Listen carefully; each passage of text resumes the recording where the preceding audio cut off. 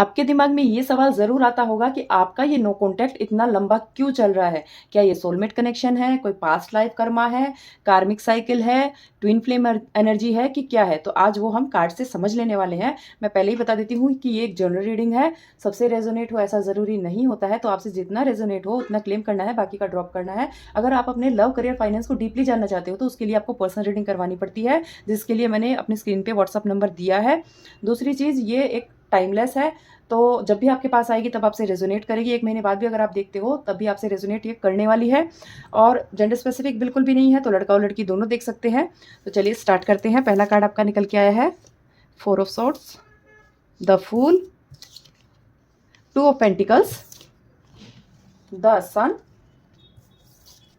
और 4 of cups. ठीक है, शुरुआत होती है 4 ऑफ सॉर्ड से। ये कार्ड दिखाता है कि आपका नो कॉन्टैक्ट सिर्फ ईगो का रिजल्ट नहीं है, ये एक ज़बरदस्ती बंद किया हुआ रिश्ता मुझे लग रहा है, जैसे यूनिवर्स ने दोनों को अलग अलग कमरों में बंद कर दिया हो। आप चुप रहो, एक दूसरे से बात नहीं करो, क्योंकि ये हीलिंग प्रोसेस है आपका, एक तरीके से आपकी हीलिंग चल रही है, इसलिए यूनिवर्स ने ये साइकिल आपके लिए लेके आया है। इस कार्ड में थकान, मेंटल स्ट्रेस बहुत ज़्यादा मुझे दिखाई दे रहा है, बहुत ज़्यादा सच को छुपाया जा रहा है, मिसअंडरस्टैंडिंग हुई है, कुछ ऐसी चीज़ें हैं जो आपको बताई नहीं गई, इतना कुछ दिल में भर गया कि बात करना भी बहुत मुश्किल लगने लगा, इसलिए नो कॉन्टैक्ट लंबा चल रहा है, क्योंकि ये सिर्फ फाइट का ब्रेक नहीं है, ये एक सोल रेस्ट पीरियड चल रहा है। कार्मिक कनेक्शन में भी ऐसा ही होता है, जब लेसन कंप्लीट नहीं होता तो साइलेंस मिलता है।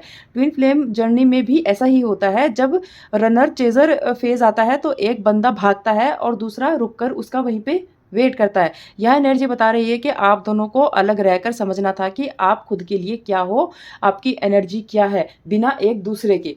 और जो द फूल का कार्ड आया है, ये कार्ड बताता है कि शुरुआत बहुत इनोसेंट थी, शायद आप दोनों ने बिना सोचे समझे ये इस रिश्ते को शुरू किया था, इस कनेक्शन को शुरू किया था, दिल ने कहा और आप इस रिश्ते में चल दिए। इसमें बहुत ज़्यादा एक्साइटमेंट थी, रिस्क था, थोड़ी इमेच्योरिटी भी थी, और डिसीजन लेने का पावर इतना स्ट्रांग नहीं था। The full twin flame energy को भी दिखाता है, क्योंकि ट्विन फ्लेम अक्सर बिना प्लानिंग के ही मिलते हैं, जैसे डेस्टिनी ने ज़बरदस्ती धक्का दे के मिलवाया हो। पर फूल का एक शेडो साइड ये भी है कि रिस्पॉन्सिबिलिटी ना लेना, हो सकता है कि किसी एक ने कमिटमेंट को सीरियसली नहीं लिया, ये फ्यूचर प्लानिंग में क्लियरिटी नहीं दी, इसलिए कनेक्शन स्ट्रांग होने के बजाय धीरे धीरे कमज़ोर होने लगा और स्टेबिलिटी इस कनेक्शन में नहीं आई। जो 2 ऑफ पेंटिकल्स का कार्ड है, ये दिखाता है, ये कार्ड कन्फ्यूजन का कार्ड होता है। यहाँ एनर्जी क्लियर है कि ना कोई बैलेंस कर पाया इस रिश्ते को और ना कर पा रहा है, शायद थर्ड पार्टी सिचुएशन हो, करियर प्रेशर हो, फैमिली का कुछ इन्फ्लुएंस हो, या इमोशनल कन्फ्यूजन हो। 2 ऑफ पेंटिकल्स बताता है कि पार्टनर या आप में से कोई एक 2 चीज़ों के बीच में अटके हुए हैं, डिसीजन लेने में डिले हो रहा है, और जब आप डिसीजन डिले हो, आपका जो डिसीजन है वो डिले होता है, तब नो कॉन्टैक्ट बहुत लंबा चला जाता है। ये कार्ड कार्मिक कनेक्शन की तरफ भी इशारा करता है। कार्मिक रिश्तों में इंसान कंफ्यूज बहुत ज़्यादा रहता है, दिल कुछ और कहता है और दिमाग कुछ और बोलता है, पर सोलमेट एनर्जी में इतनी कन्फ्यूजन नहीं होती है, वहाँ फ्लो होता है, यहाँ स्ट्रगल है। तो इसका मतलब ये है कि रिश्ता सिर्फ सिंपल सोलमेट नहीं लगता है, इसमें कार्मिक या ट्विन फ्लेम का भी हैवी लेसन मुझे दिखाई दे रहा है, उसकी वाइब्स मुझे आ रही है। फिर एनर्जी अचानक शिफ्ट होती है द सन पे, ये सबसे पॉजिटिव कार्ड होता है, इसका मतलब है कि कनेक्शन में सच्चा प्यार है, फेक या टाइम पास वाली एनर्जी नहीं है। द सन तब आता है जब 2 लोग एक दूसरे से खुश होते हैं, आप दोनों ने साथ में खुशी भी फील की है, इंजॉय भी किया है, इसलिए नो कॉन्टैक्ट के बाद भी आप एक दूसरे को भूल नहीं पा रहे हो। अगर ये सिर्फ एक कार्मिक होता, बिना डीप सोल बॉन्ड के होता, तो इतनी लंबी यादें नहीं होती। द सन ट्विन फ्लेम में कन्फर्मेशन भी हो सकता है, क्योंकि ट्विन फ्लेम में एक्सट्रीम पेन के बाद भी एक्साइटमेंट खत्म नहीं होता है। यहाँ मैसेज ये भी है कि कनेक्शन टॉक्सिक नहीं है, पर टाइमिंग और मैच्योरिटी की कमी है। और जो लास्ट कार्ड है 4 ऑफ कप्स, ये कार्ड सबसे इंपॉर्टेंट क्लू देता है कि नो कॉन्टैक्ट लंबा क्यों है। 4 ऑफ कप्स में इंसान इमोशनली क्लोज्ड हो जाता है, ऑफर सामने होता है पर वो देख नहीं पाता, मतलब ये तो या तो आप में से कोई एक ईगो में बैठा है या इमोशनल नम हो सकता है, शायद मैसेज का वेट कर रहा हो, पर पहले कौन मैसेज करेगा, इसमें मामला आपका अटका हुआ मुझे दिखाई दे रहा है। ये कार्ड बताता है कि अपॉर्चुनिटी आपके पास आ रही है, ये देखिए यूनिवर्स आपको अपॉर्चुनिटी दे रहा है, बट आप उसे लेने के मूड में ही नहीं हो। शायद मैसेज का आप उसके मैसेज का वेट कर रहे हो और वो आपके मैसेज का वेट कर रहे हैं। ये कार्ड बताता है कि अपॉर्च्युनिटी आएगी, लेकिन अगर आपने ईगो रखा तो वो अपॉर्च्युनिटी आप देख ही नहीं पाओगे। अगर आपको वो अपॉर्च्युनिटी चाहिए तो अपने ईगो को साइड में रखना पड़ेगा और उस अपॉर्च्युनिटी पे आपको ध्यान देना बहुत ज़रूरी है। अब अगर हम ये देखें कि ये कार्मिक है, ट्विन है, सोलमेट है या पास्ट लाइफ है, तो एनर्जी मुझे मिक्स दिखाई दे रही है। प्योर सोलमेट जैसा स्मूथ फ्लो नहीं है, प्योर टॉक्सिक कार्मिक जैसा भी मुझे नहीं दिखाई दे रहा है। ये लग रहा है कि कार्मिक plus twin flame type connection है। पास्ट लाइफ का स्ट्रॉन्ग मुझे दिखाई दे रहा है। फोर ऑफ सोर्ट्स और द सन दोनों पास्ट सोल मेमोरी के वाइब दे रहे हैं। आप जब मिले थे तो जैसे पहले भी मिल चुके हो ऐसा आपको फ़ील हुआ। ट्विन फ्लेम जर्नी में सेपरेशन लंबा होता ही है, क्योंकि दोनों को अपनी-अपनी ग्रो पे ध्यान देना बहुत ज़्यादा ज़रूरी होता है। नो कॉन्टैक्ट लंबा इसलिए चल रहा है क्योंकि लेसन अभी तक कंप्लीट हुआ नहीं है। टू ऑफ पेंटिकल्स का डिसीज़न अभी पेंडिंग मुझे दिखाई दे रहा है। फोर ऑफ कप्स का ईगो अभी सॉफ्ट नहीं हुआ है। जब तक इनर हीलिंग कंप्लीट नहीं होती है, तब तक रियूनियन डिले होता रहता है। रियूनियन का साइन द सन देता है, मतलब पॉजिटिविटी स्ट्रॉन्ग है, पर टाइमिंग अभी गलत चल रहा है। टाइमिंग आने पे सब सही हो जाएगा।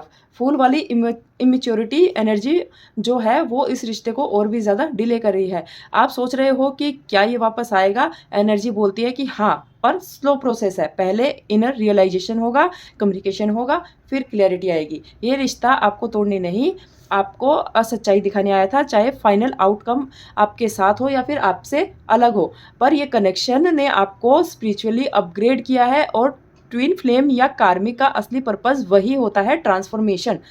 इस नो कॉन्टैक्ट का आप ऐसे नहीं समझो कि ये आपको परेशान करने के लिए आया था। ये आप एक साइलेंट क्लासरूम के जैसे इसको समझ सकते हो। जब दोनों अपना-अपना लेसन कंप्लीट कर लेते हैं, पास कर लेते हैं, तब या तो आप दोनों पूरी तरीके से मिल जाते हैं या पूरी तरीके से क्लोज़र हो जाता है। पर जो भी होता है वो आपकी क्लैरिटी के लिए और आपके अच्छे के लिए ही होता है। उसके बाद आपको अपनी लाइफ़ में कोई कन्फ्यूजन नहीं रहता। आपको पता लगता है कि वो पर्सन आपके लिए सही था या नहीं था।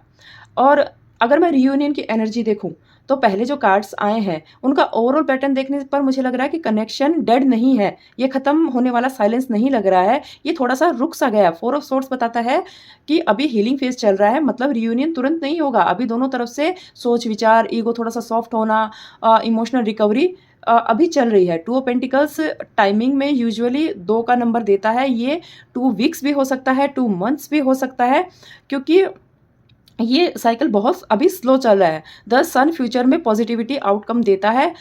अगर कंप्लीटली ब्रेक होता तो यहाँ टावर या फिर डेथ टाइप कुछ एनर्जी आती। पर सन का मतलब है कि क्लैरिटी आने वाली है।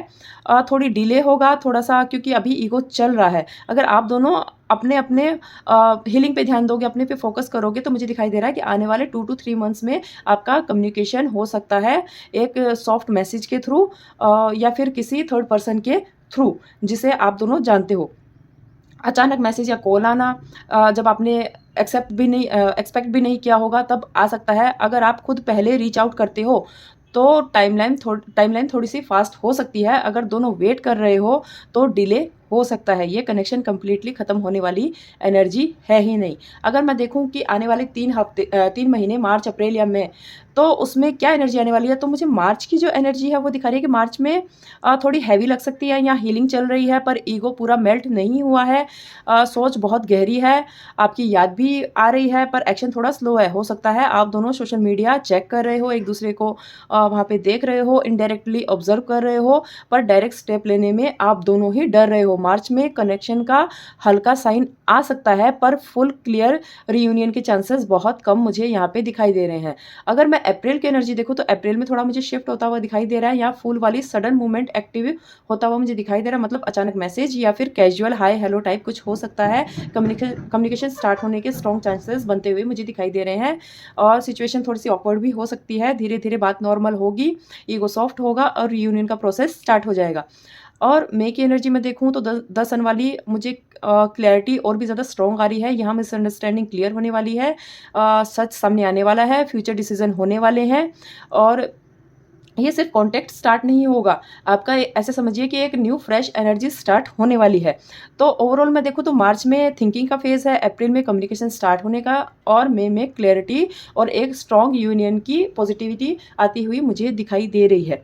लेकिन एक बात याद रखो, अगर आप खुद थोड़ा इमोशनली ओपन होते हो या यूनिवर्स को क्लियर ये बोलते हो कि ठीक है, आप जैसा करो वैसा ठीक है, तो सब कुछ आपको यूनिवर्स पे छोड़ देना है। अगर ये पर्सन आपके लिए सही है, तो यूनिवर्स इसको वापस लेकर आएगा, नहीं तो इस रिश्ते में आपका पूरी तरीके से क्लोज़र हो जाएगा। और एक टाइम बाद आपको ये चीज़ समझ में भी आ जाएगी कि अगर आपका रियूनियन नहीं होता है, आप इस पर्सन को छोड़ देते हो, तो आपने ये डिसीज़न लेके अपनी लाइफ़ में कितना सही काम किया है, क्योंकि फ्यूचर में जाके ये रिश्ता आपको बहुत पेन दे सकता था।